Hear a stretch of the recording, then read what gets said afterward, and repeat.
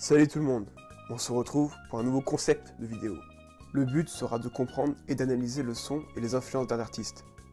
Et tout ça grâce à des éléments théoriques et techniques de la musique, on va comprendre pourquoi un genre ou un style musical sonne de cette façon.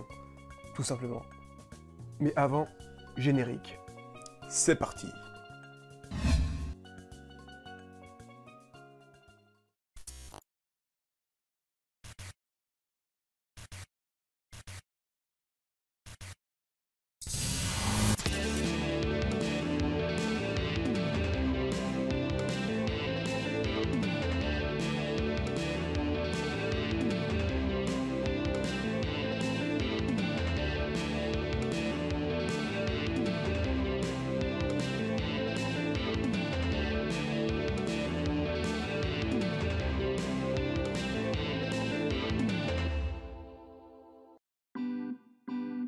Bon, vous l'aurez compris grâce au titre, ce premier épisode se fera sur le reggae.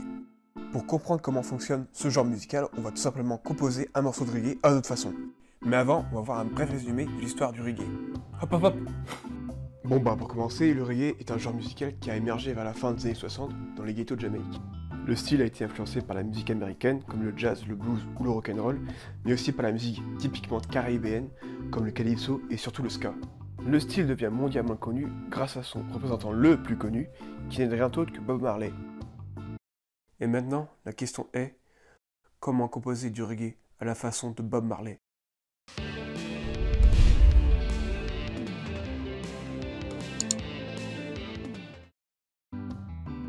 Bon, pour commencer, je vous conseille de mettre des écouteurs, ça sera beaucoup mieux pour le rendu.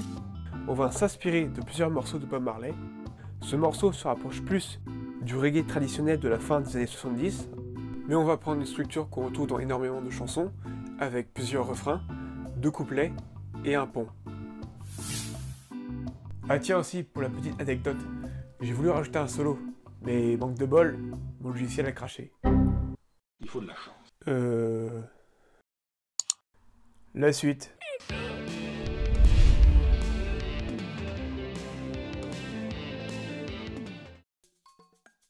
Pour le rythme de batterie, j'en ai créé un ultra basique. On le retrouve facilement dans le reggae. Écoutez ça.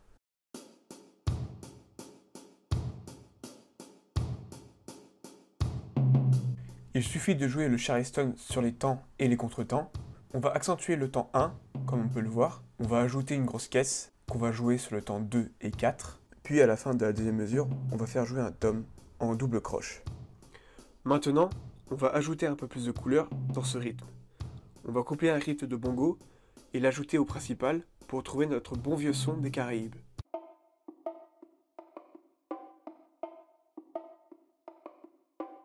Maintenant, on fusionne tout ça.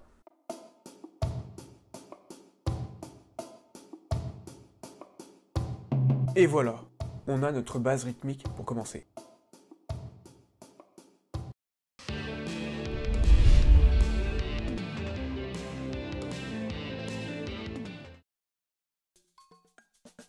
Maintenant que notre base rythmique est en place, on va s'intéresser à la suite d'accords que l'on va utiliser tout au long du morceau. Pour débuter, j'ai essayé de trouver une suite d'accords simple et intéressante. La voici.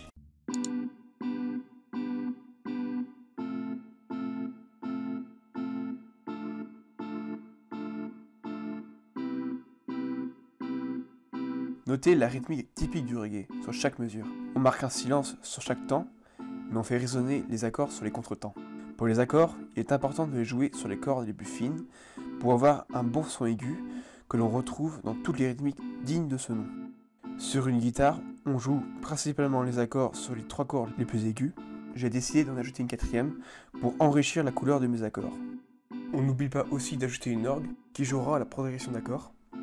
Orgue, dont son utilisation descend tout simplement des racines gospel de la musique noire. On écoute ça avec les percussions.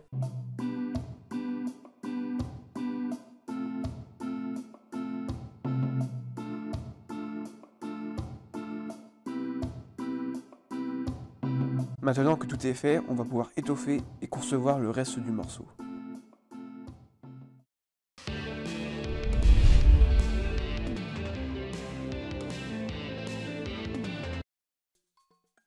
Pour une bonne basse, il faut qu'elle soit énorme. Une ligne de basse de reggae, c'est typiquement le genre de groove qu'on n'entend pas mais qu'on ressent. L'équalisation de l'instrument sera donc réglée dans les basses et les médiums, et coupée dans les aigus. Un peu coupée dans les aigus.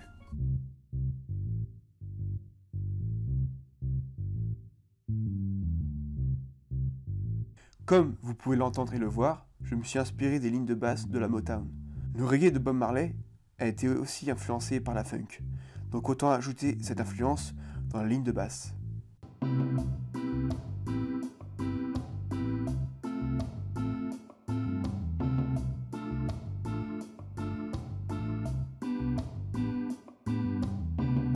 La ligne de basse a été composée grâce à la gamme de la mineure.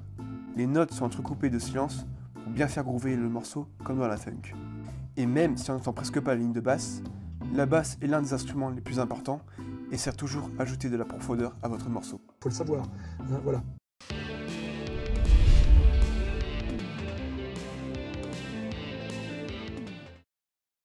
Bon, maintenant qu'on a une guitare rythmique, on va coller au morceau une légère mélodie qui sera jouée par une autre guitare. C'est plutôt simple et ça va reprendre la ligne de basse. Mais on va ajouter un peu plus de présence côté rythmique. On utilise la technique du palm mute qui consiste à poser la paume de sa main sur les cordes pour avoir un son très percussif. Et sur la fin du riff, on relève la main pour avoir une mélodie facilement reconnaissable.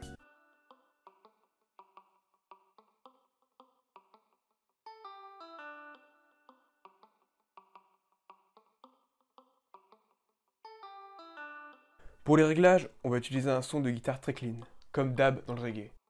Puis on va ajouter une pédale de délai pour marquer l'ambiance très aérienne de ce style musical.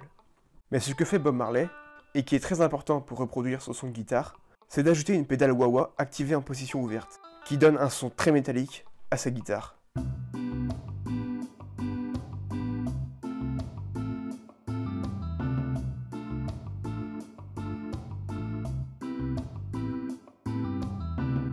Notre morceau est presque prêt. Les fondations c'est ok, les murs c'est ok, le toit ça tient, et le chauffage... à louer.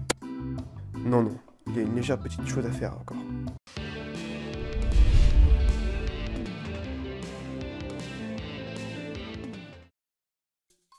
Maintenant que notre morceau sonne comme un simple reggae, le plus basique qui soit, bien sûr, on va compléter le spectre musical en y ajoutant quelques instruments très discrets sur certaines parties du morceau. Par exemple, sur le couplet, j'ai ajouté un Celesta. Un Celesta, c'est une sorte de petit piano, un piano normal, qui a un son percussif qui fait penser à un bruit de cloche. Ça ressemble à ça. Puis sur cet instrument, on va ajouter un peu de reverb, pour donner un léger son aérien qui jouera simplement une note sur le temps 1 de certaines mesures. Ce qui est important et qu'on doit retenir aussi, c'est que rien qu'une note d'un simple instrument peut changer la perception d'un morceau. Donc voilà, je vais vous laisser avec quelques extraits du morceau. Peut-être que dans les commentaires vous allez me dire « La qualité n'est pas une des plus plaisantes ». Bon, j'ai essayé de m'en sortir le mieux possible. J'espère que cette vidéo vous aura plu quand même. N'hésitez pas à la partager pour m'aider à toucher le plus de monde possible. Ça serait très gentil. Et on se retrouvera peut-être pour une vidéo de ce genre. J'ai pas la chance de... Ah. Bordel! Ciao.